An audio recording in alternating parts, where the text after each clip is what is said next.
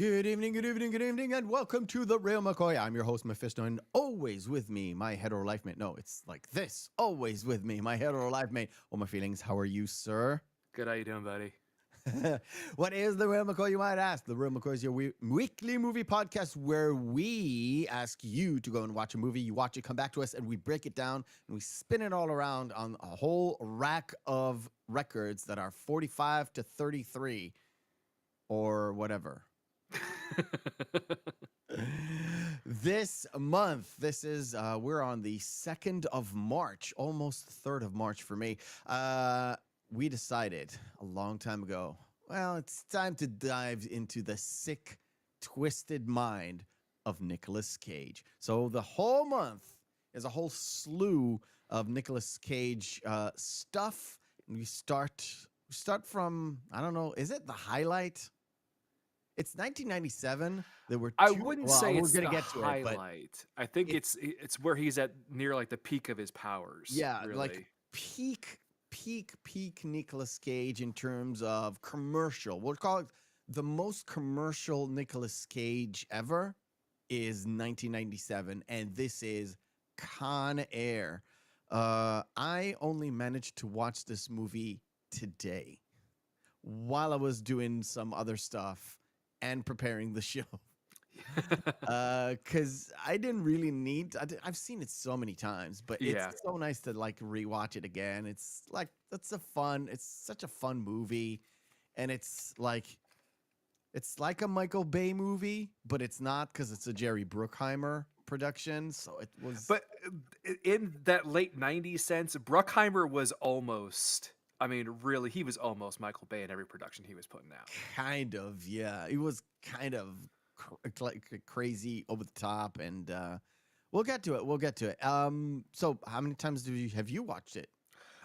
Just once, Okay. because unfortunately I was just really swamped this week. So Yes, I'm aware. I'm aware.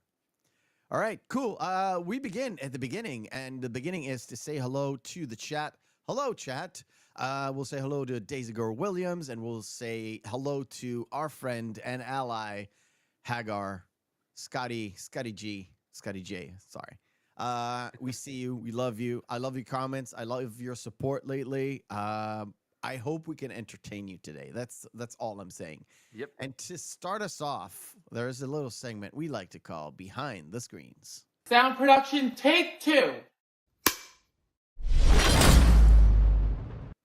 Behind the Screens is where we go to me and we tell you all about the stuff that is production stuff, behind the scenes stuff, all that good snazzy shit. By the way, I did use the meme because I had to. It was just Yeah, you too kind of have good to. not to use the meme for this time around. Okay, so this was Jerry Bruckheimer's first production doing solo.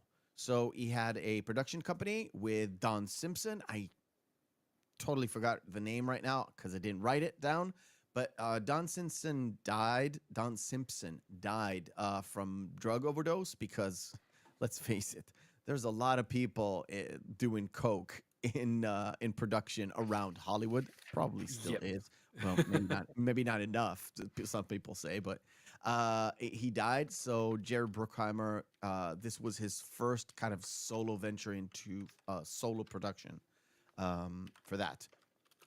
In terms of the director, it's Simon. The director's name is Simon West. It was his debut film. I didn't write down where he came from, but I'm guessing because at the time, or a lot of people coming over from like the MTV era of doing like video clips, music videos. hmm I'm not, I don't know. I haven't checked. But originally, the studio actually wanted Tony Scott to direct. They couldn't get him. They just couldn't get him. I don't know if it didn't say it was just I don't know, creative differences or money wise, but it just fell flat. Scott Rosenberg, who was the head writer, he came up with the idea because he read something about it in the LA Times, and he was kind of intrigued about this whole like sort of taxi ride that these convicts go from like jail to jail. Yeah. So he did a little bit more of investigating, and he actually went on several of these Con Air flights. It's not really called Con Air, but he was on the Con Air flights. He wasn't allowed to talk to the U.S. Marshals, though, because the U.S. Marshal offices did not want to have anything Anything to to do with it? do Yeah. with this movie. Like, nothing to do with this movie. Well, that makes sense. It does make them look like a bunch of bumbling clowns, to be fair. Kind of. Which is, if you remember, we talked about the Shawshank Redemption like almost a year ago, and Clancy Brown said that this is like the other way around. Clancy Brown didn't want to talk to any correctional facility officers. Yeah, we talked about that because he didn't want it because to he infect. didn't want to make them look bad. Look bad, This is yeah. complete kind of topsy turvy. Yeah. But he did talk to a lot of convicts, and it kind of changed how he thought about the actual relationship between the prisoners are. Mhm. Of course, ticking up to like 11, maybe 12. Gary Oldman was the first choice to play Cyrus the Virus. Amongst the other names is George Clooney. Thank God for that. Ron Perlman, Sean Penn, Tom Sizemore, James Gandolfini, Peter Weller, Bruce Willis, Yeah. and one John Travolta. Now, All of I them- could see John Travolta because that's basically just a rehash of Face Off. Or was Face Off after this? I can't remember. Just wait. Yeah. There But then were also lots on that note, but definitely Ron Perlman would have been great too. Ron Perlman would have been great. Yeah. Peter Weller is such an oddball thing because at the time he wasn't like, it was way past RoboCop. Cop, yeah. I could see it kind of working though, because with how Malkovich has his head shaved. You the know role? what? It's something that I didn't write, but or maybe I did later on. John Malkovich at this point in his career was on the decline. Oh really. yeah. Yeah. He did a few artsy stuff, but other than that, he didn't really do much. And this movie completely brought up his profile to like getting better deals, getting better like stuff pitched to him, all these different projects, and then he could literally pick and choose from the stuff he liked. And it's funny because basically the next one or the next one after that was being John Malkovich. John Malkovich, with which is Cusack. which I do know this as a side note.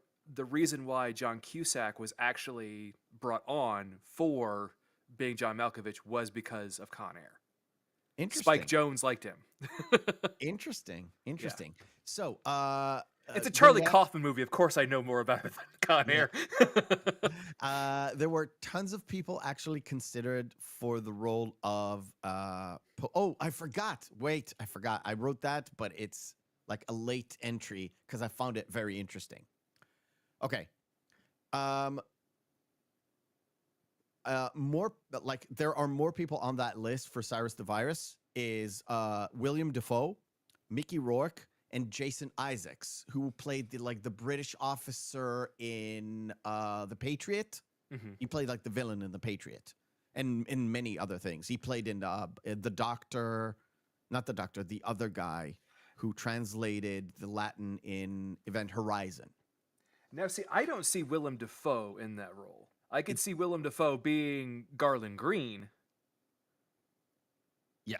Anyway, these three were also in the contention, but there are two stories that involve Mickey Rourke and Jason Isaacs. Jason Isaacs went into a second audition because they liked him, and he was handed a real live pistol instead of the pencil he was using by a camera assistant, which is odd. Yeah. And Mickey Rourke came into his final audition because he was like almost there with a Bowie knife, and he frightened the casting director. So Fuck that him, kind of, Mickey. Come on, man. I was like, that's a very interesting thing to bring to a But fucking that's a audition, very which is the Mickey Rourke final one. move, though. I mean, that is totally. You could definitely see him doing that. Yeah. Um, there were a lot of people up for the role of doing Cameron Poe. Bruce Willis again, Yeah. Arnold Schwarzenegger, Patrick Swayze, and Keanu Reeves. And this is like post Speed Keanu Reeves. Now I could see Keanu because we're gonna talk about like I think maybe Cameron Poe isn't all there. Uh, maybe. Uh, but Bruckheimer actually did want to work with Nicolas Cage again. The only issue is Face Off. At the time, Cage was set like when they like worked on the whole thing. This was like 96 when they started like the production. Mhm. Um, Cage was set to work on Face Off. So what happened was he worked on Face Off and on Con Air consecutively. As in, he finished up Face Off first and then worked on Con Air second. And they almost overlap on a few days. Oh, okay. However, Con Air went to the theaters first, and 3 weeks later, just 3 weeks later, Face Off opened up in the theaters. Both made a shit ton of money Yeah. compared to the budget. We'll get to that. Yeah. Cage went to Alabama, specifically to Mobile, Alabama, to learn the accent. And some people say it's a failed accent or a fake one. As a non-American, I can tell you, didn't matter to me. I will put it this way. We're gonna discuss it, but especially with Baby O, I'm getting a lot of Forrest Gump vibes. Oh, we'll get to that. Yeah. We'll get to that. Right. Before casting John Cusack for Vince Larkin, the production was looking at Matthew Broderick, Ooh, no. RDJ, Robert Downey Okay. Jr., Yeah. and Charlie Sheen. Now, Yeah. Cusack and Sheen do look kind of the same, Mm-hmm. so I don't know. Where was I? Yeah, Dave Chappelle. Dave Chappelle was reportedly doing almost all of his lines as improvised. Yeah. I knew that. That's one bit that I did. He had lines, but he went off. And by the way, he was allowed to. You know Yeah. why? Because Simon West thought he was hilarious. Mm-hmm. And even Scott Rosenberg said, "Well, that's better than what I wrote." Yeah. Well, actually, it was because they had actually known him from his stand-up before, and also this movie helped propel him into his first actual leading role in Half Baked. Nice. Both Malkovich and Cusack hated working on this film because apparently there were tons and tons and tons of rewrites on this thing. Oh yeah, apparently weren't there rewrites like every single day at a certain point? There were at one point every single day, to the point where Scott Rosenberg, the head writer, left the project and came back to the project several times. He literally quit and came, and the Bruckheimer or the director, one of them, managed to convince him to not quit. And at one point, the original, like the plane, Jerry Bruckheimer said this in an interview, which I found very funny. He said that if you're putting people on a plane where it's an action setting, it's an action film, you know that plane is going down at one point at or some another. point in time. Yeah. Exactly. Now, originally it was supposed to go down in the White House. But Hey, you're mixing up Harrison Ford and Nick Cage now. You need to Get it together, man. First of all, yes, and second of all, you know why it was changed? Because the production again heard that they're gonna tear down the Sands Hotel in Las Vegas, Oh, it's perfect. Yeah. and why not marry Cage in Las Vegas yet again? Again. And Yeah. just crash the plane into the Sands. It Sands. was the actual Sands lobby, but they just rehashed it for like they spruced it up for one final time and then crashed it. That's a hell of a send off. I mean, That's a hell you of a gotta send admit. off. Yeah. A few more notes here. One welder died during the shoot. The mock-up plane literally fell on him and crushed him to death, and they dedicated the movie to him. I'm sorry I laughed at that, but I know it would make you laugh. I knew. That's why I was like, oh, I want some fun tidbits. Another one is the French title of this movie is The Wings from Hell, because con is a slang for a dumb person. So they didn't want to call the convicts dumb because of reasons in like France, I guess. The two songs that were not included in the original soundtrack CD, and I checked it because you can still buy the original CD, is How Do I Live Without You by Ving Rhames, which wasn't actually sung by Ving Rhames in the movie. yeah. It was sung by Trisha Yearwood. I don't know why. Maybe it's because Leanne Rhymes was 14 at the time. Time? Probably. I don't know if that has anything to do with why it was sung by somebody else. But again, it wasn't included on. There's a secret reason. I just had to check. It's not verified. The other one is Sweet Home Alabama by Lynyrd Skynyrd, which has a story attached to it, which we can talk about now or later. Yeah. But, But I do love the line. Talk about that, before we talk about that, both songs are MCA songs. Oh, yeah. Okay. Yeah. Budget 80 million. Movie made 225 million worldwide, which is at the time was great because I don't think they didn't used to double the budget for promotion. Now it's more prevalent. Like before, it was promotion and marketing. Yeah, the budget it's not like that may anymore. also include the PR in it. Yeah. But again, we don't know. It's one of those Hollywood things that we don't know. The movie was nominated to 2 Oscars and 1 Razzie. One of the Oscars, best sound, so sound design. The other Oscar is for best original song, "How Do I Live Without You" by Ving Rhames, sung by Trisha Yearwood. The Razzie, I would have to go best with original songs, "How Do I Live Without Okay. You" by Ving Rhames. That's okay. I wasn't expecting that. It's not technically it's not a Leanne Rhymes song. It's a girl. It's a woman called Deanna Wiggins. Again, didn't write it down, so it never happened. Yeah, that's it. I found it like hilarious.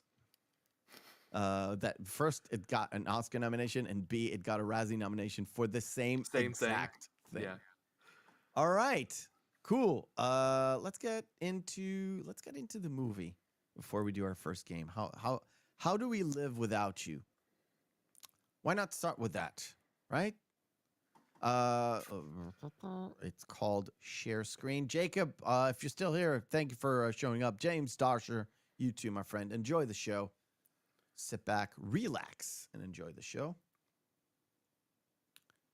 There we go. So, before we start with the actual action, we need to know a little bit about Cameron Poe. And from the first, I don't know, about 7 to 8 minutes, we know everything that we need to know before Cameron Poe goes on this plane. We get to see where he came from. So he's an Army Ranger, comes back home to his wife, his kid. He's expecting a kid. these three guys who are local customers where his wife works jump him in the parking lot, and he gets super violent. Yeah, his wife even mentions this early on in the bar itself. It's like, Yeah. I don't want that guy. You went That to guy the back. army to Yeah. get rid of that That guy, Yeah. meaning he would probably be like that guy in the bar. So hot tempered, going crazy, will hit you on a dime. And to be absolutely fair, that guy was there up to the point where they were at that parking lot, and then he disappeared to me throughout the film. Was very cool, calm, collected Yeah. Cameron Poe, right? And when he gets into the prison, we learn about him through his letters to the wife, then his letters to his daughter. Casey. What's odd too is, okay, real quick, Sure. weren't those charges just a little wee bit trumped up there? Oh, for sure. Because he was For sure. clearly acting in self-defense. To be absolutely fair, looking at this hindsight, remember who wrote this? He's probably not a Southern guy.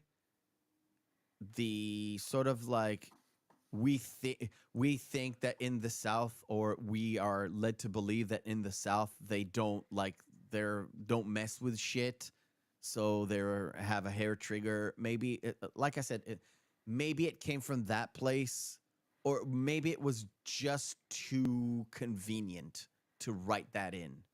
Yeah. So an army ranger goes out, gets attacked by 3 people, kills one. It's an obvious self-defense, especially when you can see the switchblade knife coming out first. I would say the only within that has plausible deniability there is the fact that the knife kind of disappears because the guy picks up the knife when they runs off. Yeah, I guess. I don't know. I really don't know. It's very convenient. It didn't I know really it's a matter. it's a very nitpicky thing, but that's just like it's like that wouldn't have gone that way. Yeah, like I said, probably especially in the last couple of years when I've like into like watching law tube or law people, especially like self-defense stuff. Like I have even seen an analyst, like a lawyer, that is his job is to be expert witness, not even a lawyer, an expert witness in giving you facts about like self-defense. Mhm. And it's very clear that this was self-defense. But Yeah. for the movie, it's a nitpicky story detail that you're like, fine, okay. But like I said, through that story that we see Post from going from the Army Ranger into the wife bit, into the alley or the outside of the bar, then into starting to talk to to write his wife, and then writing his daughter and getting like letters back, we get to see a lot about his character development, his motives. Yes. We know everything we need to know. And this is an action film. And we also get right there too is where I was getting the kind of the impression that he was trying to do his sort of impersonation of Forrest Gump a little bit, because the way he reads out loud with that very slow, almost, because he's supposed to be from Alabama, which I do believe Forrest Gump was too. Forrest But Gump it's more is like, from Alabama. but it sounds like more of like a Georgian drawl to it. But it's done really slow, so it sounds like, are you all there, bud? Are you all there? I think he's there. He's just a slow talker. He's just a slow talker. It's like your classical Jerry Seinfeld slow talker. And through those letters, and while he's there, you can see him like there's a moment where there's a riot in the jail, but he's inside his cage trying to block it out. He's trying to be inside his behave. cage. Hmm? He's Yes, inside he's in his cage. You mother. Hey, you said it. Well, that you also get to see his friendship with Baby O, and you never really like. You mean Bubba? Yeah, you never actually get why Baby O is in prison, because he seems like a pretty stand-up guy. Yeah, that's right. I thought about it. It's like, what have you done, Bubba? Like, Yeah. really? I couldn't shake the fact that it was like in Alabama. It's Bubba, the guy who plays Bubba, Yeah. and this is like 3 years removed from Forrest Gump. He basically plays the same dude, just with a different circumstance. He's in uniform. Just think about it. Yeah. But and and he almost dies at the end from a gunshot to the belly, which is just Yes. like Bubba did. And he was almost dying throughout the entire film, pretty Yeah. much too.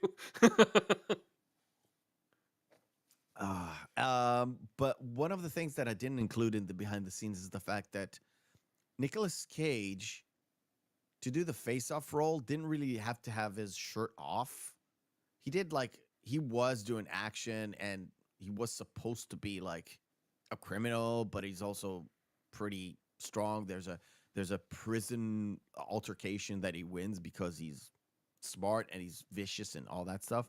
But also, to prepare for this role, he was on a strict diet, like a strict diet, just to make sure his sort of like he's not muscly, but he is cut. Yes. Right, so he's still thin-ish, but he is cut. You can see his muscles, but he's wearing a wife beater for most of the time, so he didn't really need to have abs like a good six-pack, but he does for that one scene that I showed. For that, Yeah. Pretty much. Pretty much. But it's that point is like he's fully ready in terms of physicality for the role. Plus, he has some fucking moves. I don't know if it's a stunt guy doing it, probably, but he's got some fucking moves, taking care of 3 Colombians with guns. And then, of course, he gets his release, and he is put in a position where he is on that flight for to get into the prison where he gets released.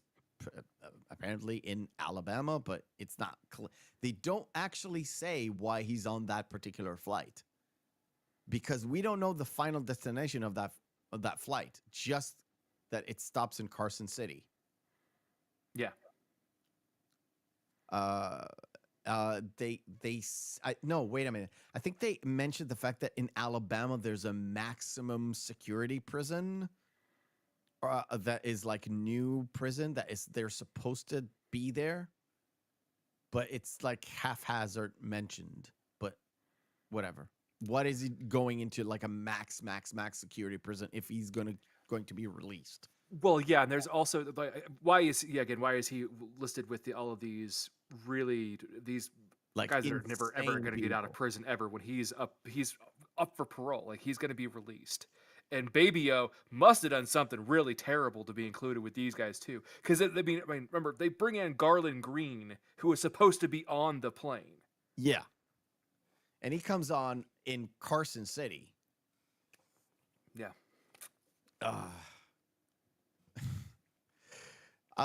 Hey Cam, how you doing?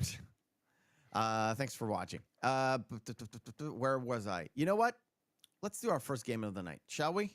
Oh, I was going to say just real quick, while we have everything kind of set up where they're getting on the plane, we get one of the first of one of great Dave Chappelle's just improvisations there, where you go, "Man, your breath smells like shit. He told me he loved me." Yeah. It killed me. I was like, my boy was sitting next to me in like 5-10 minutes of the movie, because I didn't let him be on the PC because he did something bad to his sister. Yeah. And he was like, "What's this?" It's like, "This is a movie." It's like, "Is it interesting?" It's like, I flipped the ear and let him listen a little bit, and it's like, "Nah, it's boring." And it was on that Chappelle thing. All right, kids. Beautiful. He didn't understand nothing. Yeah. You know what? Well, let's mention the other side of the equation, which is Vince Larkin. His name, Colm Meaney, who played the DEA asshole agent, yeah. coming in with this car. I think it's a Jaguar. I'm not sure. And it's a kit car. Yeah. But it looks amazing.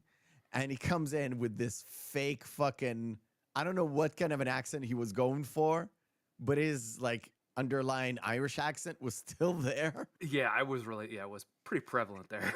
And his point is ties into Sandino, where Sandino comes in Carson City, goes on the plane, and he wants to have a DEA agent coming on board. I forgot the name of the actor, but he does like a lot. He did like a lot of Latin like mini parts in like various things, TV, movies. He's like a working actor during the 90s and later on into 2000s. He wants him on a plane. He wants him to have a gun. Vince Larkin's like thesaurusing his ass. He even says, "I'm a walking thesaurus," which is funny to me. And he's like, "There's no guns on the plane. There's just guns on the bottom, just in case of a riot. Otherwise, no one, including no one, except for the pilot who have like a safe gun. Otherwise, no guns on the fucking plane." And later on, he kind of shoves a small little gun into the agent's hands, which is, stupid. But Because he puts it like right where he was hiding it before, which was inside of his sock. Which is like Yeah, that but was a little bit dumb. But what I wanted to say is they kind of introduce something that you wouldn't think would come in later into play. But if you look at it now through our like cinematic lens, it's like, yeah, this is like the gun that you put in the first act that actually yeah, fires in the Chekhov's gun. third Yeah, act, yeah. right? Yeah. Which is that car. Yeah. And it's just looking back at it and like trying to analyze the movie. It's like, oh, this is chef's kiss. I don't know why or how they did so many rewrites. It's mainly the ending that was problematic to me, because throughout the movie, until they actually crash land in Las Vegas, the movie is pretty solid in terms of like setups and payoffs. Yeah. I was trying to find something that was like not there, except for a few scenes that were like, I can like see it not being in this movie. There's no point to them. We'll get to that. Right. So after introducing all those, like all the sides, it's time to play our first game of the night. It's called Missing Marquee.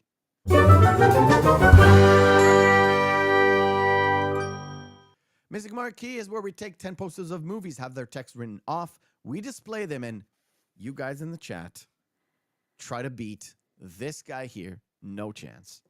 But maybe this time. Maybe this time. Here we go. And I am really tired. Gangs of New York. Gangs of New York. Out of Time? I thought so too. It's not Out of Time. I It's can't remember basically what the name of it is. other way around. Time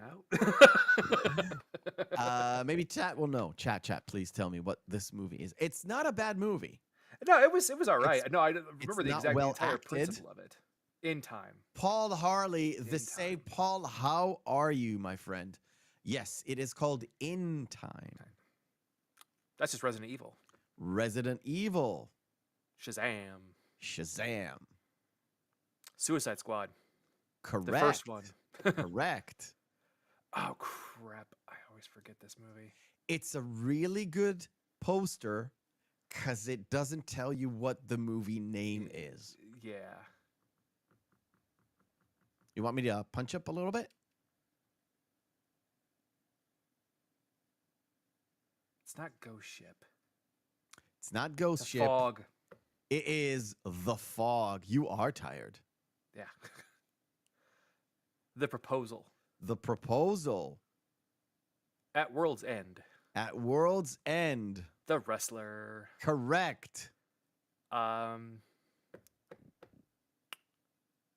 Something Things. Yes. Wicked Things. You make my heart sing. You make Wild Things. everything moving. Wild Things. Not the wild thing from the song, Yeah. but yeah. Yeah, Paul. Nice. Wild Things. Wild Things. Yeah, I I think I just love. completely like in time, completely forget the name of that movie, and it's actually not a bad film. It's not. I just don't like the acting in it. I don't. I don't I see him as didn't the lead care for actor. Timberlake. I didn't care for him in that one. He was Uh, actually better in that. It was with. Oh, what I is like the concept of that movie. Yes, the concept is great. I think that is it Paul Dano who plays one of the richer guys in the casino? I don't remember. I think it is. Don't remember. And his mother was Olivia Wilde. Yes. Yeah. Yes. Yes. Yes. Yeah. I think that was supposed to be kind of a showpiece for trying to get new talents some push a little bit, but I don't think it did very well. Amanda Seyfried was okay in it, but she's just kind of okay in everything, though, to be honest. Yeah. She's kind of like She's okay in that Loveless movie. I didn't care for the movie itself. I thought it was like a cheap way to get her like. I mean, she was a lot of fun in Jennifer's Body. Yeah. Yeah. But again, it's like, never mind. Anyway, back to this. Con. You wanted this? Well, you have it. He told me he loved me. Oh, he loved me. And then later when he has the light on there, when they're all picking the things out, like Cyrus is picking out the pick from inside of his hand. Yeah. Did Diamond Dog, did he have it in his mouth? I think. No. That was Pinball. He had it like down his throat. Yeah, he had the when they were in the car, when it literally the entire prison break basically started as they're still on the ground while everything kind of gets sorted out. And as soon as they get into the air, Pinball's kind of pulling out a little string, and we're like, what the fuck is going on? And we know shit is going down because if you've seen one trailer of this movie, you know they're going to take over this plane. Yeah. And that's when he pours like it's like lighter fluid or something. Yeah. Tells the guy like next to him, like, listen, if you survive this, trust me, there's no hard feelings. Yeah. And he's like, the last Mohican's burning, man. So they create a ruckus. Cops go everywhere, and then Pinball goes and free. It's because he gets freed to not be burned to save him, basically. Mm-hmm. And he overpowers Bishop, opens up Ving Rhames, and you know what's crazy? Did you notice what Ving Rhames was yelling? No, I didn't. Ving Rhames was trying to get to the pilot. Was he saying we got the meats? Allah Akbar. Oh, Allah Akbar. Okay, yeah. And that's no good. Sorry, I had to put a joke in there. I don't know if you call it that. No. The Arby's is a fast food restaurant in the States, and he's the voice for it. And then he's like, Arby's, we have the meats. So when you said, what was he yelling? What, we have the meats? Oh. No, it was a funny moment, but like I said, in 97, where they literally positioned Diamond Dog to be like this black militant, they didn't say Muslim, but they probably meant Muslim. Well, they did make Malcolm X allusions and to the all fact that shit. to who he was associated with was associated previously with Malcolm X, so it's like you could make that. And I think they didn't mention Louis Farrakhan, but they might as well have with that allusion. Well. But it didn't surprise me that it did that because of his affiliation, because what they positioned his sort of background to be, it wasn't out of the ordinary. It was just what happens. yeah. And a Bishop has problems getting a Cyrus free, but as soon as Cyrus is free, it's all over. It's pilot coming out with the gun was a dumb move, yeah. But he should have just stayed in the cockpit that was already locked down. They couldn't get in, so it's like, yeah. And why the pilot didn't immediately go SOS? We have a prison break. Yeah, before he sent him out with this gun, it's beyond me. But to make the story make sense, or make the story move on its tracks. He just didn't say anything. Yeah. And as Cyrus kind of pulls in, it's like, if you say anything now, you're fucking dead. It's like, who's going to fly the plane? I don't care. You're going to die. It's like, okay. And it just continues on. And Cyrus, you can tell, says anything, and it comes in a bit later on. He says anything he needs to say to make things happen when Yeah. he needs them to happen. Mhm. Especially when once the convicts kind of take care of the crew. There's a bit of gunshots. A few guys get hit. They free up the agent, the DA agent, and he immediately takes Pinball as hostage. a fucking human shield. And what does Cyrus do? Oh, I don't care about I don't Pinball. care about him. You And can Poe's trying to calm him down, and it just gives him a clear shot at him. And Yeah. I love how Pinball acts like he's actually is really offended by this. You didn't mean that, did you? Hell yes, I Yeah. did.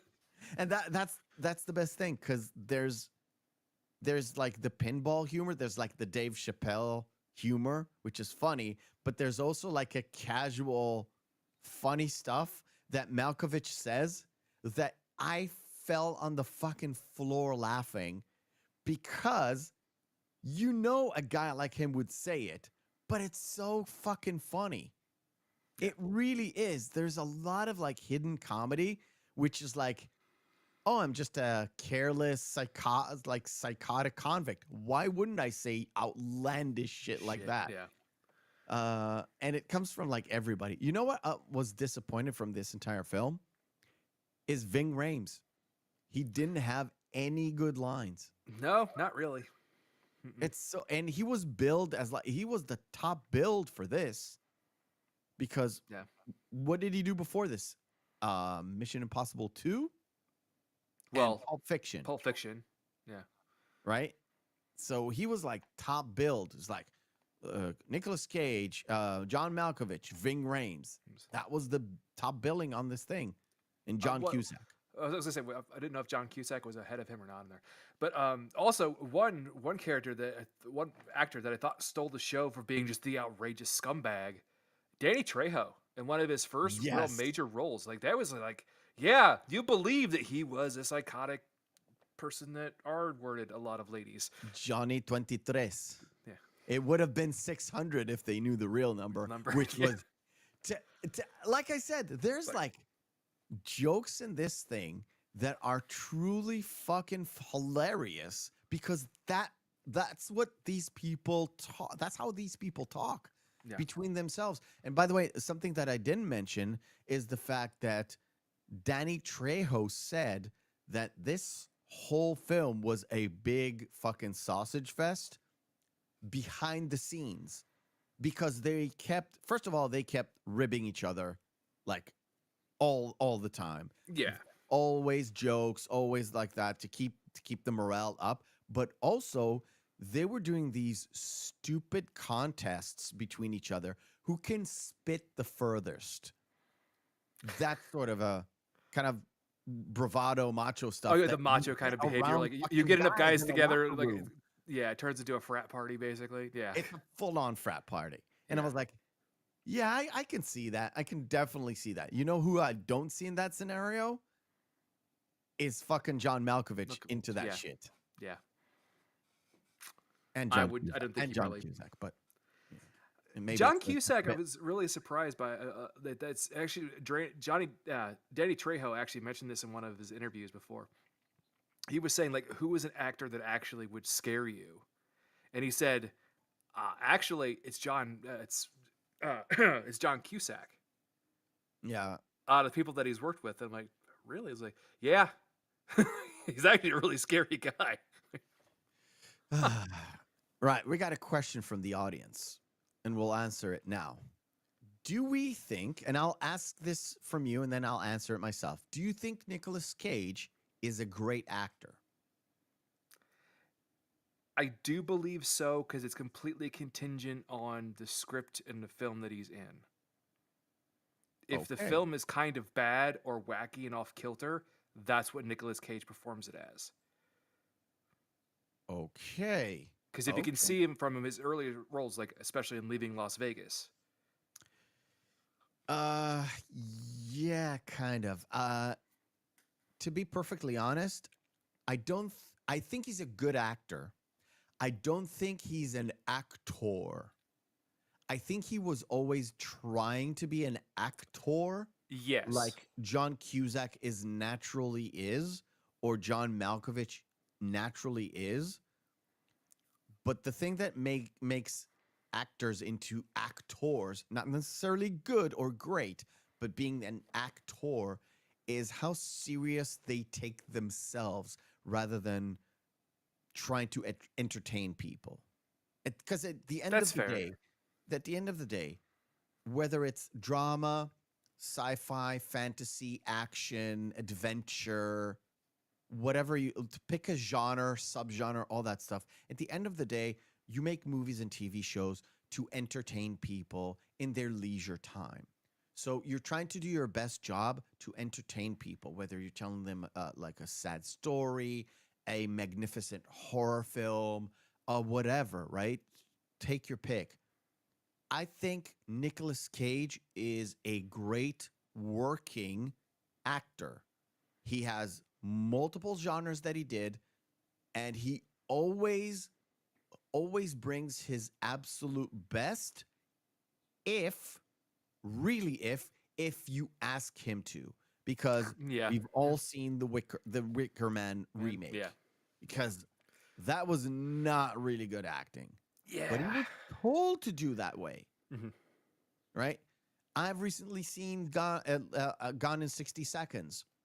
He's very tame, but there's a moment where the Cage we think is there comes out for a few seconds. And it's the moment where they're listening to the music and then they go, when it finishes and they have to go and steal cars. And he goes like that. And he's Mhm. like, whoa, that's Cage. And then he's back into being Memphis Reigns. Yeah, pretty And if much. you want to know more about it, in April, you'll find out. Um, and Bryant asked what happened to John Cusack. The more the years go by, the less roles that he gets That he got, because he's not a working actor. and He's an and the roles that he actor. got to were not great. To be fair, Yeah, and John Malkovich's star came up during the we mentioned up during this film, and he got like a lot of different roles, and then it went right back down again because he's an actor. And Mhm. when he did stuff for the money, what did we get? Red, which was to me was fantastic. Cause Red One, yes, Red One, not Red Two. not Red Two. Red One was great because John Malkovich had a role that was not comedic per se, but he made it into like a great comedy, Yeah, a great comedic sidekick role to Bruce Willis's serious straight tone. But yeah, I you know, Phoenix, I love talking about movies with you, regardless Mhm. of if we go out on a tangent. So the guy playing Billy Bedlam, I didn't write his name, but he's been doing these evil henchman roles for forever. I Pretty don't much his think he's entire ever career. done Yeah. like maybe he's done like a cop, but like a crooked cop. I don't remember off the cuff. Uh, but I liked him in this role, being sort of like another hurdle that Poe needs to pass through Yeah. to escape from this hellhole, this wings of hell kind of scenario that we have over here. Billy Bedlam never trusts Poe like from the get go because Poe actually lies to him a little bit.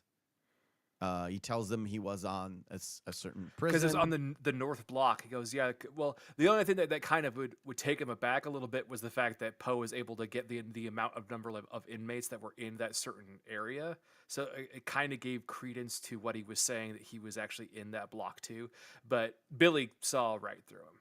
Yeah, yeah, and that's very important because initially, just because of that DEA agent and that whole interaction where Poe was trying to get him to like stand down, literally save his own life, Yeah. and Cyrus seeing that as a merit, as a point of, oh, you distracted him, so I can take him out. That was like points towards being in favor with Cyrus, which led to him actually using the tape once they land in Carson City, using the tape and hiding it in the main cop's jacket. Because there was a point where they were like, we need three people, because they shot up the place, killed a bunch of people, especially 3 inmates that were supposed to go down in Carson City and replace with other inmates. So they wanted people to like volunteer. So Poe volunteered. Sweet Baby O volunteered. They had to have 3 white people. So Baby O stayed on. Poe's like had a second thoughts, replaced himself, and then hid that tape inside the guy, the One of the main guards. cop, the main guard, right? And this is where they're starting to figure. Cyrus starts to figure out. Well, we've got a rat on the. Well, Billy Bedlam kind of figures out we got a rat on board. Mm-hmm. And there's a moment where, of course, when they do the exchange, they get Sandino in, they get Garland Green in, and they get Lemmy. It's not Lemmy. It's like It's CJ MC Lewis. Gainey. What? It's MC Gainey. MC Gainey. That's it. Who we last saw running down the street, buck ass naked, in Sideways. That's right. And I told you that I only remember him from the show Lost. He was one of the Oh others. yeah.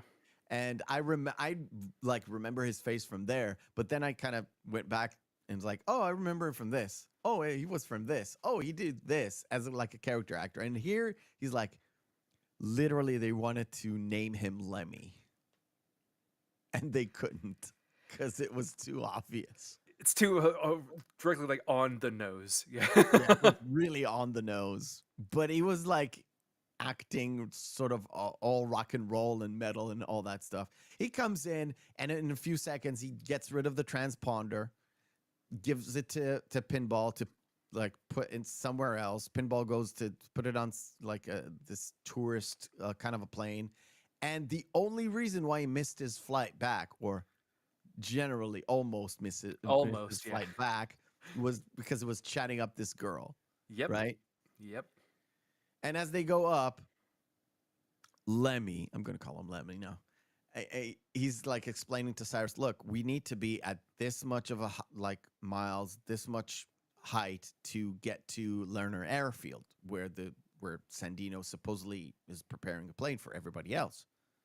It's not doing that well because we have something wrong with the landing gear. As they go down, Poe and Diamond Dog kind of find out it's Pinball. Pinball. And Diamond Dog is like, yeah, just kick him off. We need to go. It's like he's dead already. What can we do? He kicks him off. And he writes the note to Larkin on Pinball before he drops him. And what's interesting too is there was a side note too where they were actually in Cyrus's cell, and it's Larkin who cracks the code before the bomb goes off. Yeah. Yeah. Because he told them not to touch the bomb, and they don't touch anything. Okay. So of course they did. That's movie idiot logic. That's the way it always goes. Don't touch it. Okay. Boom. Yeah. I'm of course skipping over the fact that Larkin actually called Cyrus before they kind of realized the transponder's not there. He called him, and and the DEA agent almost fucked it up, or actually did fuck it up, because Cyrus is highly intelligent and kind of figured out that Larkin is lying to him, and Larkin knew Cyrus is lying to him back, Yeah. and it was like it's like DEA is taking over. We're getting rid of this plane by any means necessary, and Larkin kind of figures out who's on the manifest, this guy who's not supposed to be there. And even brings in is the wife and child, and he kind of explains them, like, we have a situation. I can't protect your husband. I hope he can help us, because looking at his rap sheet, and it kind of looks like he's a really good guy that really likes to help his friends. Yeah. And she's all crying, and the kid doesn't know what the fuck is going on. I don't know why the kid is there when Larkin is literally telling you, like, your husband is gonna die, basically. That was kind of off-putting, where it's like, this kid does not need to be here. Like, Yeah. she's hearing about her dad that she has never met before, and it's like, oh, so he's gonna die before I meet him. Okay, cool. Yeah. Cool. Happy birthday to me. Yeah. Like I said, and when he frees Pinball, first of all, the guy who gets his car completely totaled because Pinball falls on it Yeah. is the guy who plays the General Hammond in SG-1. And this was 1997, so it was at that same year that SG-1 started. I don't remember the name of the actor, but he's been in everything. Oh.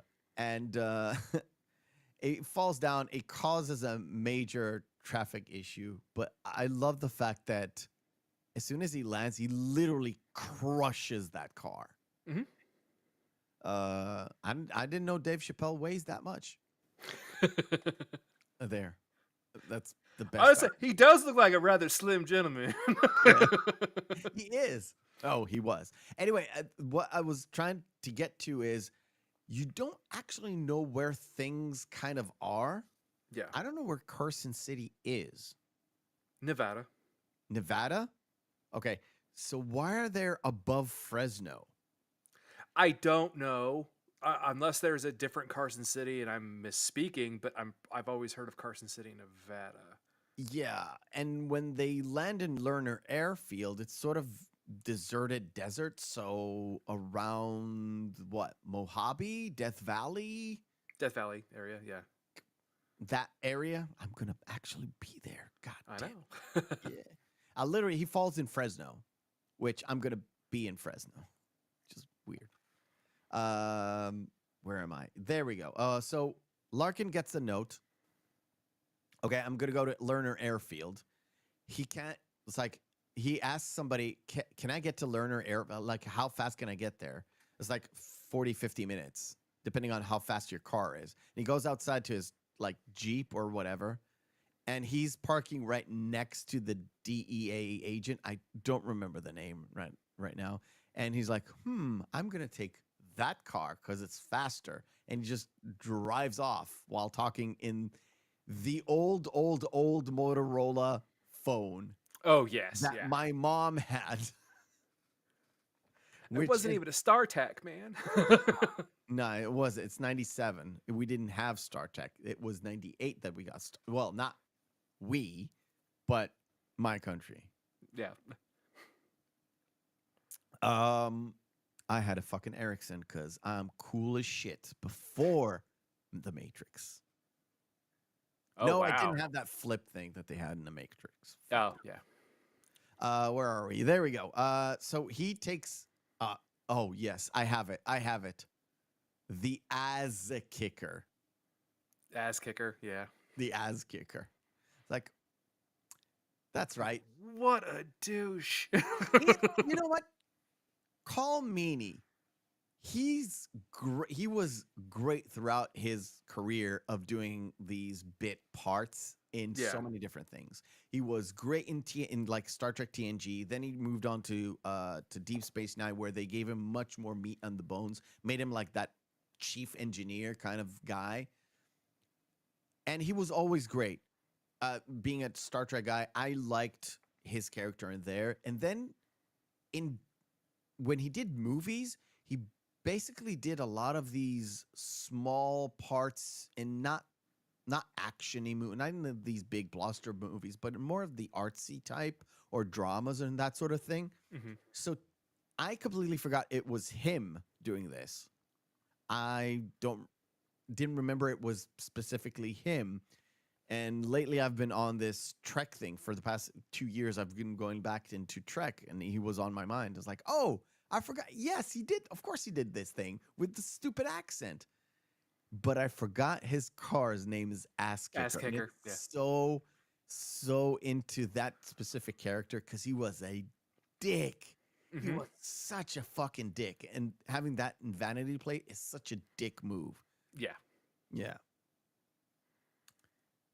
All right. So we're landing in Lerner Airfield. They almost crashed the fucking plane because apparently Sandino was making other plans. He was just using Cyrus the Virus. Imagine that. Colombian cartel flipping on people. Wow. What a Wow. shocker.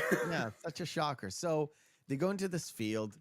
The Sandino boys killed the main tower guy, and there's a guy with a Cessna coming down for a landing. He comes in. The plane kind of goes up, down.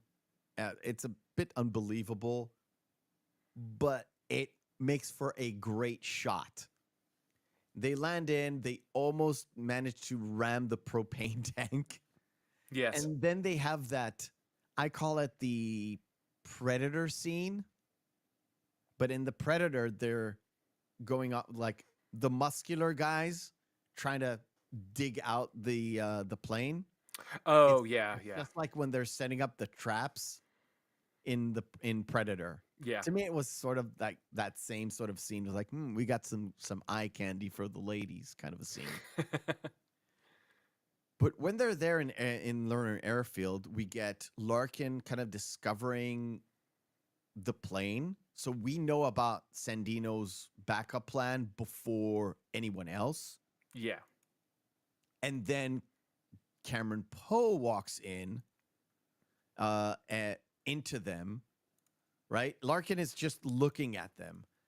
Cameron Poe comes in, is like, and they point the gun, and he has the best, such a comedic way. And this is why this movie is so good, because they mix in the action with like really smart, funny moments that are chef's kiss. Yeah. It's like, if you're going to shoot me, a bunch of convicts are going to come in here and kill you. And he puts on the fucking silencer. It's like, okay, that'll do it. And Yep. then Larkin comes in to basically save him. They have that meeting and they understand what's going on. But when they leave, we get to see that, oh, there's still that pilot. That's another nice little setup and payoff that comes over later on. Mhm. Well, I know you're tired. Yeah. You're mega tired. Yeah. But we do have, right before that, we do have this scene where Diamond Dog is trying to get rid of those 3 extra guards, right? Yeah. And Poe basically convinces Cyrus to keep them as plan B. Because again, he almost throws it back in his face like, are you sure that this Colombian guy is not going to screw you over? This is before he goes out and he finds out that they actually were. This is before he finds out about the guys who actually are hiding. Yeah. And this ties into something that was on the flight where before they find Pinball, he talks to Diamond Dog as they go down to fix the landing gear. He's like, why are you letting this white guy telling you what to do? And Ving Rhames, basically with the best lines that he had throughout this film, is like, I'm gonna play house N-word for now, but when we're free, I'm gonna, like, shit is gonna go down. Yep. Meaning these guys are basically opportunists. And we as we know Poe is like the hero there, even though everybody's a prisoner. Poe, we're meant to believe that Poe was there for no real reason, right? So wrongly convicted, all that stuff, and got. Anyway, he's our hero, and we look up to him, and we can see what he's trying to do. He's trying to play the two sides together in order to gain trust for both, but it actually doesn't go anywhere. And this might be one of the rewrites, because he was playing Cyrus and Diamond Dog against each other, because he knew Cyrus wasn't going to go down with Diamond, and Diamond is not going to go down with Cyrus, and they're just there to free themselves. But he doesn't really play them against each other in other scenes. And it really doesn't go anywhere, because by the time there's a big shootout and everything, it's all over. Right?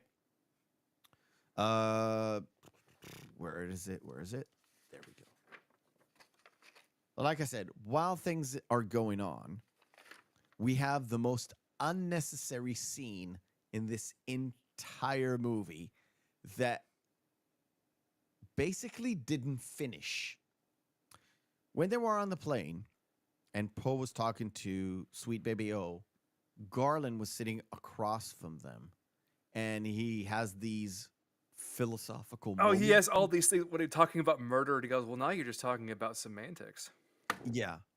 And the other thing too is like, why are we at one part where he goes, why are we listening to a song from a band that died in an air crash? Yes. And this was like an epiphany moment. It was like, even back then, it was like, who was the band? I was like, I know Leonard Skinner, they're still a band. And then I read about them after. When I saw the movie in the theater, I didn't know about Leonard Skinner. I knew about Sweet Home Alabama. Yeah. But I didn't know they got crashed, and I knew they kind of still exist. So I had to read about it. But then he kind of mentions that he was wearing a child's face or head as a hat. And I was like, no, I killed her, and I drove through 7 states wearing her head as a hat. And I was like, wow, this guy is off his fucking rock. And he said the greats, Dahmer, Gacy, and Bundy, and he doesn't think he's a great. Yeah. And like I said, there's this scene. I don't know, this is definitely rewrite. I think they was just trying to show that there was a character change in Green, because at the end you see the little girl and he didn't kill her, because you think the entire time, oh, she's dead. Oh, yep, she's gonna brutally murder this girl. Yeah, and I don't know what they changed or what. I don't know why this entire scene was included, rewrites or not, because A, he doesn't kill her. B, it really didn't matter to the movie at all, to the main story. No side stories. Even if you're like, okay, Garland Green is now a reformed psycho, which never happens. Yeah. Why was it there? And if he didn't kill her, why is that? Why? It's like, why? There's no point to the scene whatsoever. And up to this day, this entire scene was like, I still don't know. And I was trying to find out where they were going. There's no information I could find about where this entire scene was going. I'm not surprised, because it really does seem like this is one of those, they rewrote it multiple times in order to give Garland Green that sort of, again, like he has the one out of all the convicts, besides Poe, obviously, who's in the next con, but it doesn't matter. And Baby O, who's, I don't know what they're going to do with Baby O, because he basically tried to save everybody in there. So next parole hearing, he's probably going to be up for parole. Yeah. But out of all the convicts, he is the one who actually has a happy ending, because he's playing craps at the end in the Yeah. casino. And it's like, yeah, he's changing his life around. It's like, Yeah, and Garland Green ends up being like a roller in Las Vegas. Vegas. Yeah, it's like, why is he getting a happy ending again? He's the most monstrous out of all of them. Remember, he killed like 32 people? And I was like, because they made him out to be crazier and more dangerous than Cyrus the Virus. Yeah. Remember, because when they had when Cyrus says no, it's an American legend. You go ahead and untie him. Even Diamond Dog, he's apprehensive, like he's afraid of him as he's taking his mask off. Yeah, even this black militant, not crazy, black militant guy who's tough as nails, and he's like really delicate with him. Yeah. Like really, really delicate with him. It's like, that doesn't seem right. Yeah. Really. He's not. They set him up to be like this Hannibal Lecter, but it doesn't really. You don't. It doesn't actually ring see true. it. No, it doesn't. Yeah, Don't I agree with actually you. see it. Yeah. But the thing is, maybe they went for like visuals or something. I don't know. So the plan is this. First of all, Sandino he gets away to the plane. The pilot's still there. Like I said, the small little setup and payoff. He goes out. Larkin is trying to prevent that from happening because he actually doesn't want Sandino to run away because they're all convicts at the end of the day. Yeah. Poe went to get the refueling truck, right? He's like, Cyrus, I'm gonna get the propane, or whatever. I'm gonna get the truck to refuel. It's like, okay, go. It's like, okay, go. He earned his trust enough to like, okay. And then Lerner takes care of the plane with this crane, and Poe almost dies because the plane crashes into this makeshift gas station. Which again, this is so mid '90s Bruckheimer because this is after like not too far after Bad Boys, the original. And Yeah. I think, but really just the amount of unnecessary explosions. Yeah, like I said, I had to do a double take and see if it's an actual Michael Bay movie. It's not. It's not. No, but it's again. But you wouldn't be surprised if it were. I wouldn't. I actually wouldn't be like a Bruckheimer Bay kind of production. It's like, okay, it fits. Yeah. It really fits. And once that happens, and we get to see Cyrus turning on Sandino, they got that flicker, and then everything explodes. Poe kind of jumps through, not the door. He jumps through the window of the door, and then the door explodes. And when he lands, he kind of finds out there's an old guy under a truck, and he's like, "Okay, stay here. Don't." Again, want to talk about unnecessary scenes? Why did they put the old man there? Nothing. What And point the did old that man- prove? And the old man is written like an old man. Is like, "Don't move. We'll save you soon." It's like, "Don't move. You don't have to pee." It's like, just pee, dude. What's the matter? What happened? But I we kind of skipped over the fact that before they landed, Billy Bedlam kind of finds out about Poe. Oh yeah, when they had And they had that's the whole altercation in the belly of the beast, where it's like, "Put the bunny back in the box," which is I love that line so much.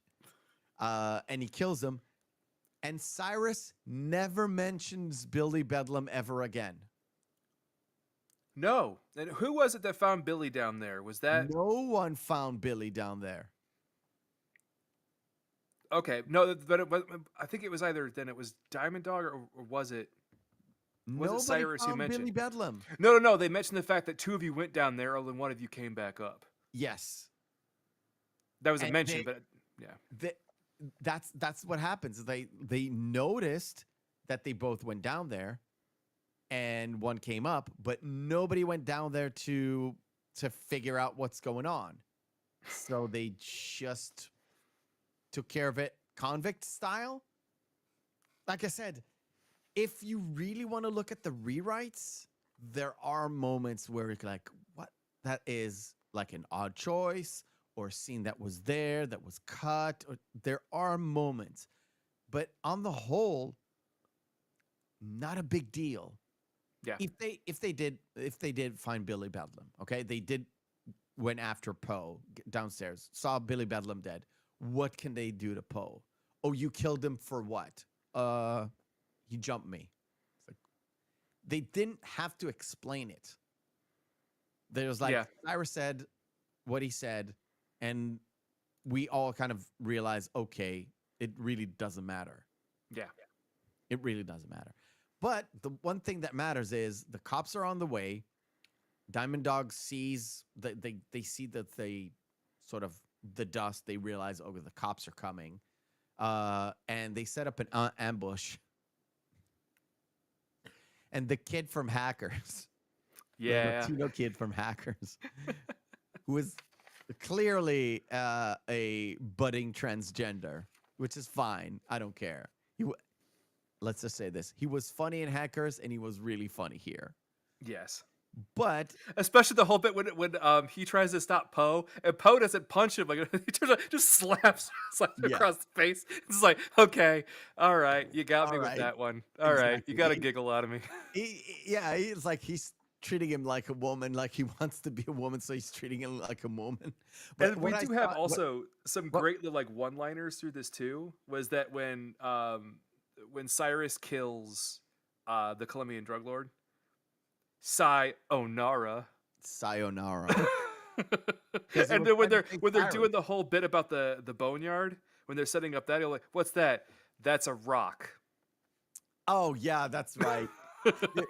He was showing them like a Rambo 3 type map. Do you remember that in Rambo Yeah. 3? He was sitting there with the Mujahideen, and there's a guy who was like a former Russian guy who joined the Mujahideen, and he was like, everything is here, here, here, and here. This is the prison. This is and all of it is rocks. And when Cyrus shows everything, he actually made a mock-up plane from a can Yeah. to show in the boat to show where it is in the boneyard, and everyone's looking. What is that rock? It's like, it's just a rock, and he just kicks it. Yep. It's those small little moments that just makes an action movie into something extra. Yep. And it also happens a lot in Face Off. Mhm. That's next week. So they go into this boneyard, and Larkin's like, this is a trap. What are you doing here? He even tries to call them, but his phone was damaged from the explosion because he was standing behind, not explosion, but he was standing behind the jet when the jet kind of turned on the engines. So he got a blowback. Yeah. How he got ran past it, I don't know. It's movie magic. Yeah. Movie magic. Like, we got to get to the next scene. Let's just superimpose. Just go. Yeah. Just go. We have the whole big fight there, and we have Johnny 23 going back to get Bishop. Johnny 23. I want to get to that, and we can talk about the entire altercation between Poe and Johnny 23. Kind of started at the beginning. As soon as they took over the plane, they already situated Poe as, I'm going to defend, even if it's a guard, where I don't like guards. It's a woman, so It's he's a gonna woman. That's what it was defend more of her a woman thing. from Because all- Cyrus at the beginning, remember when they were talking, when he was first talking to Johnny 23, he goes, yeah, I think you're a monster, and I don't, people who commit rape. Yeah, It's clear that Cyrus is not a fan of them. So Yeah. that's when Cyrus even agrees with Poe's like, no, Poe's right. We don't have time for this. We can't do this now. Yeah, and when they're on the ground, Johnny 23 finds some time, and he goes in, attacks Bishop, but Poe Maybe I was trying to protect her too, but he's dying. He was on the fucking ground at the Yeah. time. And Poe was on the way to get him his syringe because he finally found the syringe Syringe. within this whole chaos of this whole There's Yeah, and also, literally, by the way, that syringe would have broke how many times on Poe's return? and he takes care of Johnny 23, as in we. It's like he keeps slamming his face, like we don't hurt women here. Boo. Yeah, and he handcuffs him to the. Yeah, and when they So, find at the end, when they find him at the end, they bring him out, and he still has his forearm there with yeah, all the with all the hearts on the yeah, vine. but when they take him out, it's like yeah, he's dead. Yeah. And when they take him out, the hand is like going this. It's great visuals. It's really great visuals. Yeah. And it's still a joke, and they still make fun of it, even though it was pretty gruesome. It's pretty gruesome. So plane takes off. Poe was trying to make sure the plane doesn't take off, so he ties a big rope around something, but Cyrus kind of figures it out, shoots the post, and then they drag this big fat rope. What it does, it actually gets It hooks underneath the Malloy's car. And then, what was it? I believe that was Poe's line where he looks down and he goes, "Well, that doesn't surprise me today." Yeah, that was fun. And when it goes up, Larkin and his captain and the DA asshole were like, "Is that my car? It couldn't be. I parked it over. It's back over there. Back over there." And when the plane kind of takes over and the car hits the tower, it falls and it drops, and he goes in and he looks at the sees the bent up license plate. That's his ass kicker. Yeah. And Larkin is like, you can claim insurance, that's fine. Yeah. Don't worry about it. And he says, I was bored of it anyway. Liar. Liar. But it's all fun. And now comes the part where, well, not yet. The bad part of the movie, I think. Well, we do have one good line from Cyrus too coming up on for the bad part, where he has the bunny make a move and the bunny gets it. Oh. No, I want to before we have the Vegas crash, we'll have a pause and we'll play our second game of the night. It is called Screen Fighter. Round 1, fight. Screen Fighter for the uninitiated is where we take two movies, pit them together, and see which one is the best one. If there's no discernible difference between the two, both of them are good, both of them are bad, we fall into our criteria, which is Saturday evening, Friday evening, out with the boys, out with the girls, out with your significant other, two movies in a vacuum. Which one will we pop in? Ba-beam, ba-blam, Dune 84 or Thelma and Louise? Could you guess which one I had troubles to sort out? Stuff that most we talked likely about backstage. Dune. Yeah, Yeah. that was easy. So, which one will you pick? Chat participation is most welcome. Just shout out the movie you pick from these two. Well, I think I did like the original Dune, but I still have to go with Thelma and Louise. I think it's a much better film overall. Okay. And I think it's a lot more fun, even though it does have that nonsensical car chase at the end that we discussed before. It made no sense, but... You know what? After we covered Thelma and Louise, I found new things that I like about it. Yeah. Like I remember telling you that I was surprised that was a Ridley Scott movie. Yeah, I know, right? I was surprised. Again, some movies I don't remember the director. It's like Ridley Scott for Thelma and Louise. I'm gonna go with Lynch's Dune. I'm a bit biased on it. I like the story. When I saw the movie for the very first time, it was in 1984. It was much later. And I read the books after watching this movie. I like it. I like it a lot. I like it more than most people, I think. I liked it when I saw it for the very first time, even. And I wasn't aware of all the production stuff. I wasn't even aware that Lynch didn't actually like this movie. He still doesn't like this he movie. doesn't like it. No. All right? He still doesn't. Chat says Dune. Oh, beautiful. Oh, Cocaine wow. Bear or Carlito's Way. Both not very good for two different reasons. Both oddly about cocaine. Yes.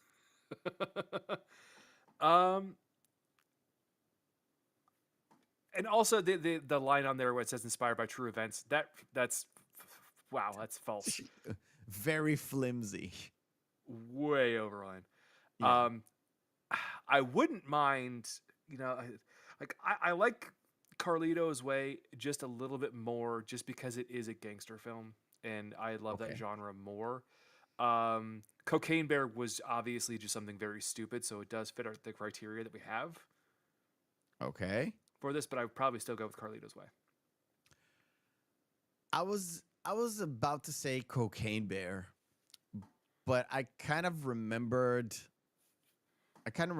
that I was expecting something else from Cocaine Bear. Yes. It didn't lean on the horror factor of it No. most of the time. No, if anything, it's a comedy more than anything else. Yeah, that's right. And there are a lot of like quiet moments, we'll call them, which are more comedy based moments and less of a vicious fucking bear going crazy on cocaine Yeah. moments. There are some, but not enough. Carlito's Way is not the best. It's not the best Al Pacino movie at all. I'm going to go with Carlito's Way. Chat says Carlito's Way. Now, I know you have Deadstream- never seen Deadstream. I I've know that never for a seen fact because Deadstream. that's only That's on a Shudder. really new horror film. Yeah. Yeah. All right. Cool. Good. City Slickers or The Three Musketeers, the Kiefer Sutherland, Charlie Sheen, Yeah. Three Musketeers. Yeah. This one's very easy for me. Okay. Three Musketeers. Interesting. I Tell me. hate Billy Crystal with Oh, a really? passion. The only film he was ever good in, we've already reviewed. Have you seen City Slickers too? Don't answer that. Don't That answer- was it. The it's Legend not- of Curly's Gold. Yeah, I've seen it. Fucking hated it. It's terrible. And I love Billy Crystal. Three Musketeers is not a bad movie. You know what the best part of Three Musketeers is? Tim Curry. Yeah, he's pretty great in it. He's chewing scenery. He's pretty good. It's that's peak Tim Curry. That's like that and Red Alert 2. Okay, I'll give you that. Yeah. The thing about the Three Musketeers is that the Man in the Iron Mask did it better. And I'm not sure it came out the same year. Probably not. I think the Man in the Iron Mask came out 5-6 years later because I DiCaprio know it was later. older. Because DiCaprio was older at the time. So the Man in the Iron Mask is basically the Three Musketeers story ish. It was Ish. 98. 98. All right. It's not really the Three Musketeers. It's basically the aftermath of Three Musketeers. So Three Musketeers is a separate book. Then you had the Man in the Iron Mask as a separate book. Alexander Dumas, all that stuff. Mhm. But in the Man in the Iron Mask, you had better actors playing the trio and D'Artagnan. By the way, Chris O'Donnell, who played D'Artagnan in this one, was in the Man in the Iron Mask as somebody else, Oh, he was? which is funny. Yes, it was on recently. I haven't seen it. I Well, I do know that John Malkovich is in that. So Yes, John Malkovich, tie-in. Jeremy Irons, all that. Gerard Depardieu. is in that. Gerard Depardieu, it's like anyway. Oh, Gabriel Byrne is in that too. I forgot about that. Oh, and Jeremy Yes. Irons is fantastic. Gabriel too. Byrne is D'Artagnan in Yeah. this, in the Man in the Iron Mask. Anyway, I love City Slickers. I don't know why, man. That movie's It's awful. not the best comedy ever. I love City Slickers. I love the fact that it's basically Billy Crystal and his friend from When Harry Met Sally doing this role. Yeah, pretty much. I'll give you Three Musketeers. I don't like the Three Musketeers that much. All right, Temple of Doom or Parenthood? This one's very easy, and I love the adventure style poster. Too. Yes. It's a great one. It's It looks like obviously- it looks Is like a pulp cover yeah, pulp, of a book, yeah, pulp right? comic, or like one of the old Action Comics. It's easy. Temple of Yeah. Doom. Another 84 film. The Electric Horseman or El Camino, a Breaking Bad movie? You probably have never seen that. I've never seen both. Really? What is El Okay. Camino? It's a sequel off of Breaking Bad, the series. Oh, then no. Yeah. The Uninvited. Sorry, I haven't seen it. Oh, that's Oh, actually there well. we This okay. Now this is just too easy. Yeah, it's too easy. Next, the The Bourne- Uninvited, you'd actually like. It's a classic old thriller horror movie. It's actually- I probably will. Yeah. The Bourne Supremacy. This is the The fourth s- one, I thought this was the second one. the third one. I can't even tell. I can't even tell. I actually have to look this So up. there's 2 Bourne ones with Matt Damon, or 3 Bourne ones with Matt Damon. 3 with Th- Matt Damon. Matt Damon. Then one with Jeremy Renner. Renner. Then another one, One with Matt Damon. Matt right? Damon. Yeah. So okay. So yeah. So this goes after. So it goes the Bourne Identity, the Bourne Ultimatum, the Bourne Legacy, and Jason Bourne. Okay. Yeah. So where's Supremacy? So it's the second one. Second one. Yeah. Okay. And Hulk 2003. That's the Eric Bana. Yeah, the Ang Lee one that everyone was super excited for, which it was awful. It was really bad. And I think one of the reasons why there's not another Hulk movie past The Incredible Hulk, because they have rights issues. Yes. Yeah. There's a conflict on that, and that's the only reason why Spider-Man is actually allowed is because they actually they had a deal for Spider-Man. They're sharing license. Yep. Both not very good, Good. No. because the Bourne Supremacy is just another. It's another Bourne movie. I mean, honestly, all the Bourne movies are pretty much the exact same. Yeah. It even follows kind of the same story as the first one, Yeah. I think, in a way. Yeah. I don't know which one to pick.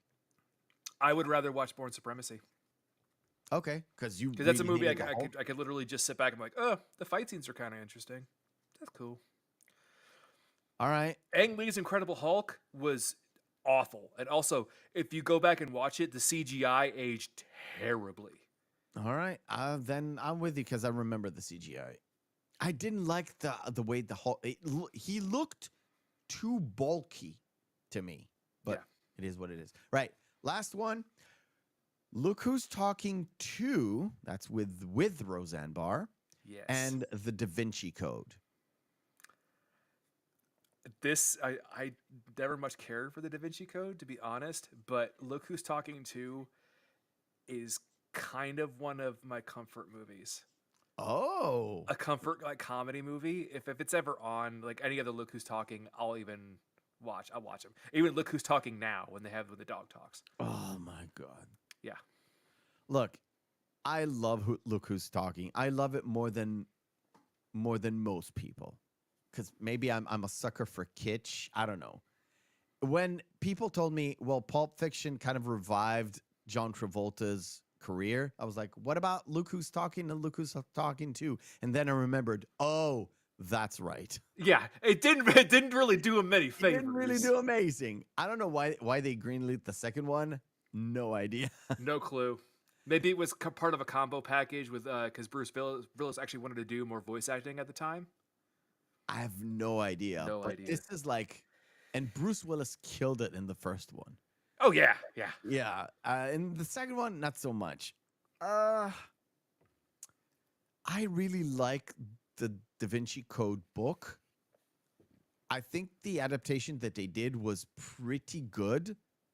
They changed a few things for movie wise. It doesn't really hurt it. All the story beats that you should see on screen are there. Yeah. I don't know. To me, it's the Da Vinci Code, but audience says, "Look who's talking." So it's going to be "Look Who's Talking." By the way, it is Where the Sidewalks End, and not Planet of the Apes 2001, because that's the Marky Mark version, and it's no bueno. It's the one where he ends up kind of oddly time traveling. Yeah, Or something. It's really weird. it ends with Abe Lincoln's head being a monkey. Yeah. Yeah, Because it was supposed to be a nod to the damn you. yeah, damn dirty apes. You know what? I need to rewatch. I need to rewatch the older ones with Charlton Heston. Haven't seen them. They still kind of held up, especially Dr. Zaius. I really need to rewatch them because I'm not a big Planet of the Apes franchise kind of guy. I didn't like the newer ones with Gary Oldman. They were okay. Into them. They're all right. They're not bad. I don't think they're bad. Even the CGI is not that bad for like the like 2010s, 11s, 13s. Yeah. Right? Well, they're not done with that series either because Caesar's coming out. Yeah, it's coming out. A new one is coming out this year. This year? Late this year, early next year, something like that. Yeah, something like that. I think. So they're not done. I'm not into Planet of the Apes as much as I'm not into like the Godzilla series. I'm not into Planet of the Apes the same way I'm not into like the Jurassic Park movies. No, that's fair because you could watch one of them and be like, okay, I get what's going on here. Yeah. But I'm not a dinosaur kind of guy. I'm not a kaiju kind of guy. Yeah, I've seen the 80s or the late 70s King Kong with Jessica Lange. I liked it, but I'm not a King Kong guy. Yeah. I even said so to Tom, and he was like, "How come you're not like you're like the crowds? Like I missed it. I don't know." Yeah. Because you would think so at your age too, because that your window was perfect there. Yeah, I saw those movies when I was young. I liked them as I was young, but I'm not like overly crazy about dinosaurs and big monsters fighting each other. Fine. No, it's fine. No, I'm just agreeing with what Tom's sentiment there. It's like, yeah, if that was going to be kind of an oeuvre there, it would make sense that you would like them because of when you're growing up. But anyway, it is what it is. I don't like New Dune. Everyone's supposed to like those. All right, so we're landing on the strip because we don't have any gas and shit. And we crash into the Sands Hotel, which I don't think they even have the sign, the Sands. But no, they show it. Oh, they do show it. Yeah, I guess I missed it today. No, that's the reason why you knew it was the Sands because they had the Taj Mahal looking structure out in the front. Well, they had a nice little picture of the strip where you saw the zooming in because you saw it go by Circus and I think by the Luxor, Circus, the Hard Rock Cafe, all the because it hit the guitar. They did hit the guitar. Yeah, and it literally destroyed one of the fucking wings. Yeah. And they crash into the hotel, and they literally nudge one of the slot machines that goes 7-7, like 7 it ends with 777, and kind of does that again. That ending makes and then later too when Cyrus escapes on the fire truck with Swamp Thing, the pilot, the cops that are by there that are on their motorcycles, what do? They drop a donut. It's like, get it? Because they're cops. Yeah. That whole thing was a little bit crazy. And then, of course, before you see the like cops dropping the donuts, you see like Larkin and Poe go commandeer 2 motorcycles. Like, let's go. Let's get after him. What? Which, side note, during all these antics, Poe has committed multiple crimes. Oh, yeah. I love the fact that Swamp Thing is like, I'm not gonna land, and he's like putting on a hat. It's like, I'm gonna crash. I kind of do wish now that Lemmy from Motorhead actually would have taken the role, because that would have been such a Lemmy line to say. Yeah.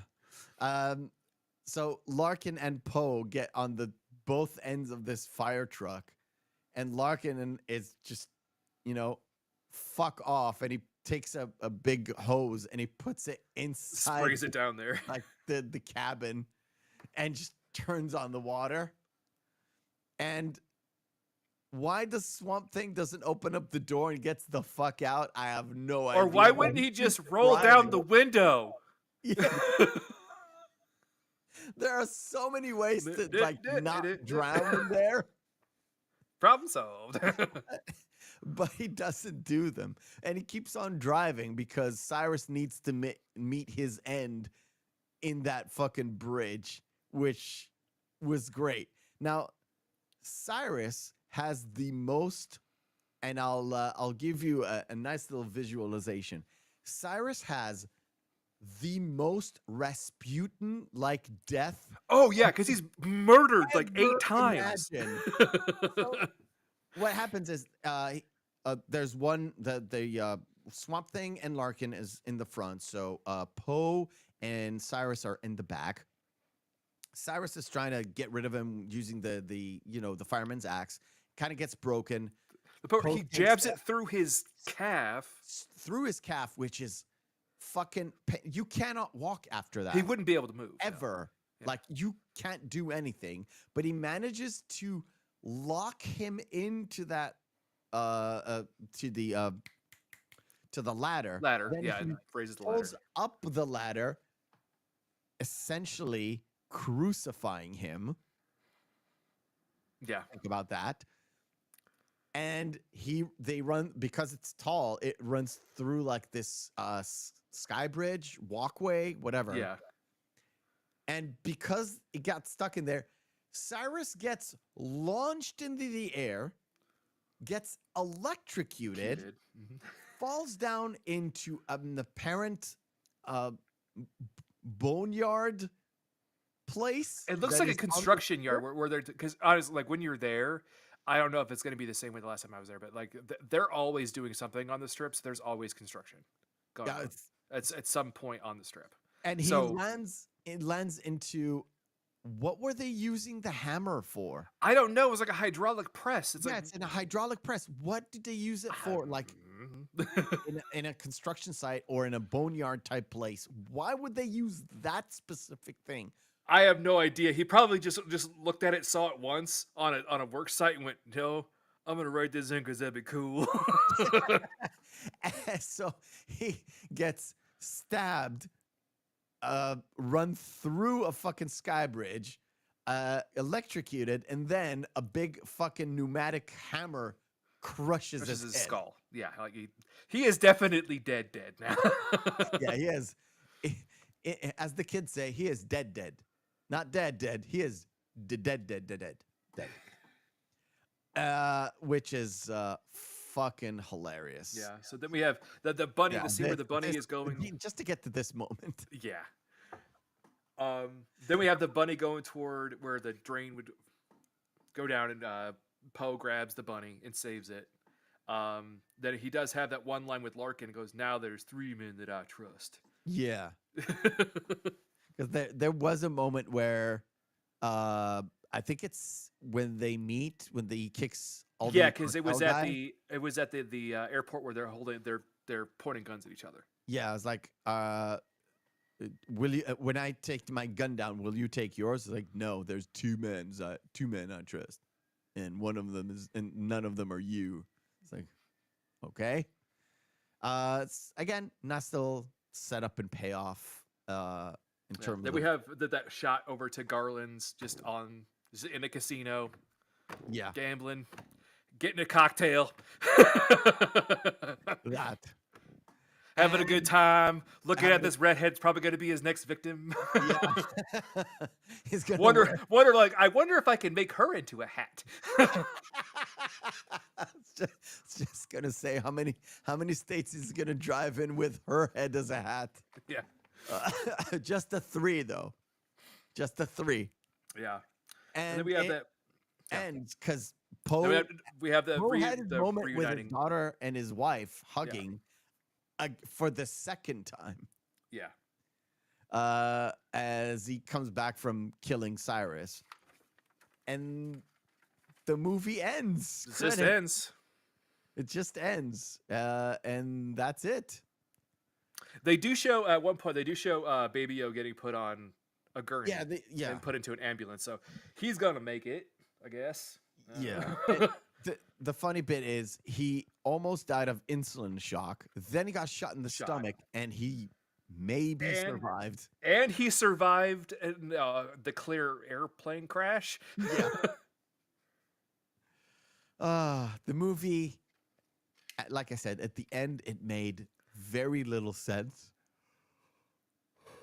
And it was just, we kind of had sort of that Return of the King kind of ending where it's ended, but it's not really ended. So we need to do another ending just to Yeah, make yeah. sure we tie in loose ends. But then we Yeah. have the Garland scene, which means there's another loose end, but then it ends. Yeah, it's just yeah, it's over. On the whole, let's do a quick summary and we'll get to bed, or at least I will. On the whole, a very entertaining movie. Had a lot of fun with it. The comedy was either unintentional or intentional funny. You can see convicts, like I mentioned, that you can see convicts talking to each other like that, testing each other all the time, which was something that kind of you didn't really see in other movies or did see. Like if you take Cool Hand Luke, which is a prison movie. Oh yeah, about yeah. convicts, they are testing each other, but not in the same kind of way. Yeah, So that's fair. That's a fair assertion. it wasn't like to me. It was a more modern take about how convicts would probably act at this sort of situations, which we generally didn't see before. No, and then there was but- actually a series that did it way better that came out just a couple years after this. Yeah, Oz. Oz. which Oh my is- god, that show was so Oz good. is- if you think about it, Oz is a much more serious version of what happened in that plane. Yeah, yeah. A That's much fair. more serious version, but you still have you still have the Aryan guy and the black guy and the crazy psychotic guy and the gay and you got everything that you would find in prison, which is real life. Yeah. It's real life. It's real people in this place where it's everybody's confined and everybody's crazy and there's a weird set of rules between them and themselves and them and the guards. All that stuff is there in this movie. Plus, you have the humor, you had the explosions just to go crazy with the action. You got a crazy kind of ambush scene, which is straight out of a jungle, but because it's in the middle of nowhere, you got this boneyard, which is like a metal jungle kind of a thing. It's all in there, and it's just great. All right. Great. Awesome.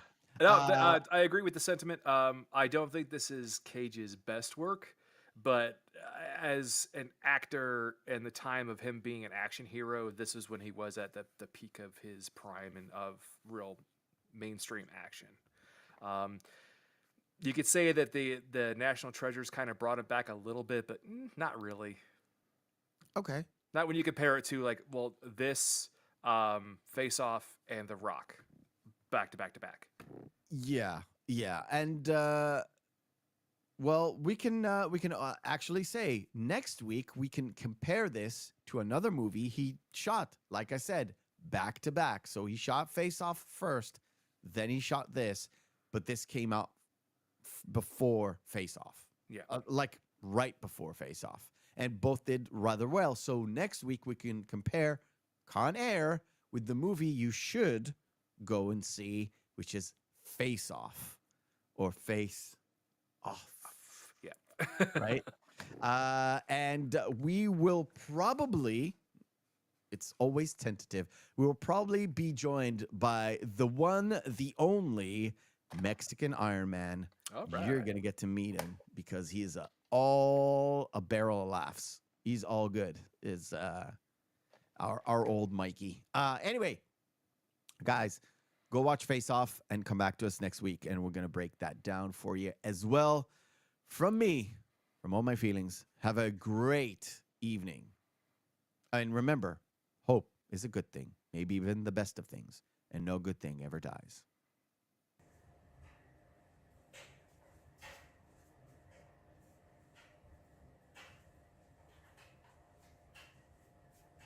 You're still here? It's over. Go home. Go.